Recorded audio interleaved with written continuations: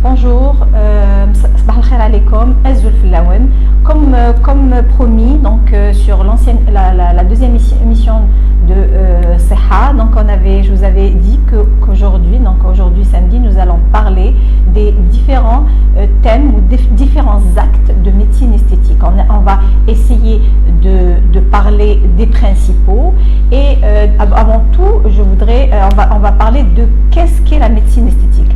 Donc la médecine esthétique est un acte médical non invasif qui permet d'améliorer l'aspect physique, donc de contrer un petit peu le temps, de rajeunir, d'embellir et de donner un éclat au visage, contrairement à la chirurgie qui est quand même un acte invasif. Donc c'est des actes simples qui permettent de donner à la personne, aux femmes ou aux hommes, un bien-être, et quand ils se regardent dans le visage, ils aiment bien ce que reflète ce miroir, quand ils se regardent dans le miroir plutôt.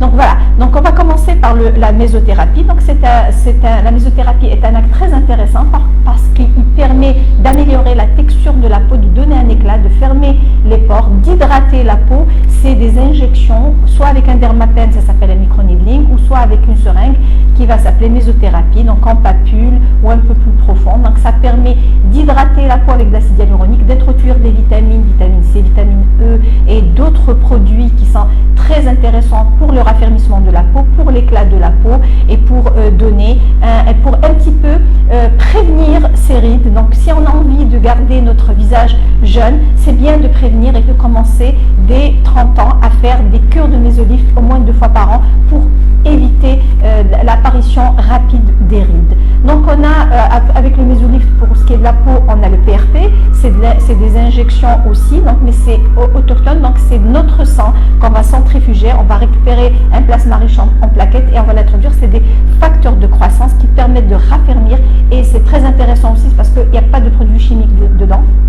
Donc on injecte directement en profond ou en superficiel du plasma riche en plaquettes qui est utilisé aussi dans d'autres pathologies. On a les injectables, on a la toxine botulique, le botox, qu'on appelle vulgairement le botox. Donc c'est une technique qui permet de ralentir la contraction musculaire ou de paralyser un petit peu le muscle. Ça s'utilise en injection conventionnelle au niveau du tiers supérieur du visage, donc les rides du front, de la patte doigt et de la ride du lion, qui permet aussi l'ouverture du regard, et ça permet de donner un regard beaucoup plus reposé. Les comblements, donc à l'acide hyaluronique, nous c'est ce qu'on utilise en Algérie. Donc par contre ici c'est combler tout ce qui est perte de volume au niveau des pommettes, au niveau des nasogéniens, au niveau des rides d'amertume, l'ovale du visage et aussi les lèvres. Donc bzef des gens disent le botox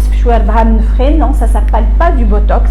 Je voudrais vraiment insister sur ça. C'est de l'acide hyaluronique, c'est un comblement, ou en anglais filler.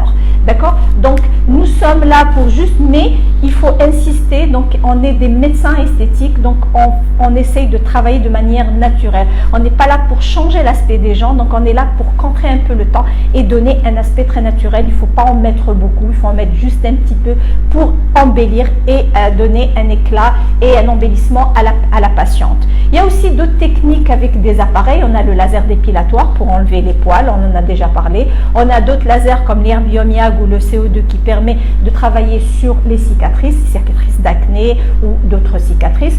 On a aussi des lasers détatouants, donc qui permet d'enlever le tatouage. Il y a aussi de la radiofréquence fractionnée qui permet le raffermissement. Il y a beaucoup d'autres appareils. On a la LED qui est très intéressante. C'est une lampe froide à différentes couleurs qui permet différentes longueurs d'onde, qui permet d'être un adjuvant à tous les actes de médecine esthétique, de refermer les pores, de donner de la de donner un éclat au visage, de la photoréjuvénation, et on peut l'utiliser aussi en post-laser, en post-peeling, en post-mésothérapie pour augmenter un petit peu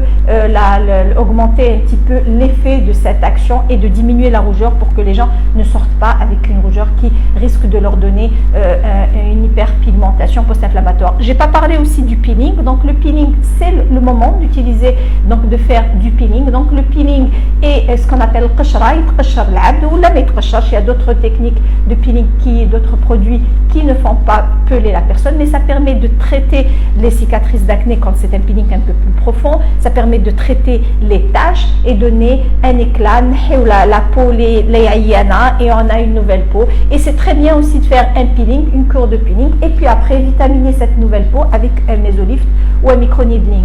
On a aussi des techniques d'amincissement. La médecine esthétique n'est pas destinée rien qu'au visage. On peut travailler sur les mains, on peut travailler sur le corps. Donc l'amincissement, c'est utiliser déjà un petit peu un régime alimentaire ou un rééquilibrage alimentaire, mais on a aussi de la cryolipolyse qui permet on en a parlé aussi sur une première vidéo, donc qui permet de mincir le patient. On a la pressothérapie ou le Redustin qui permet aussi, c'est des ondes magnétiques à basse fréquence qui permet de mincir.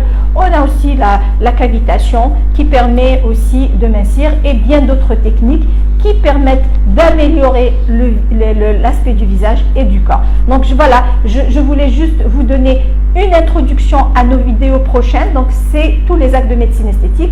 Sur les prochaines vidéos, nous avons détaillé chaque acte tout seul, et ça permettra de connaître tous les actes en détail, et ça nous permettra d'avoir une information supplémentaire sur la médecine esthétique. Donc voilà, on se retrouvera pour samedi prochain pour une autre émission, un autre thème, et je vous remercie de votre attention, et je profite de l'occasion pour vous dire SGSMGS pour la nouvelle année berbère, et ça c'est Inch'Allah am b'saha ou lahna pour nous tous. Et voilà, donc à très bientôt, je vous remercie.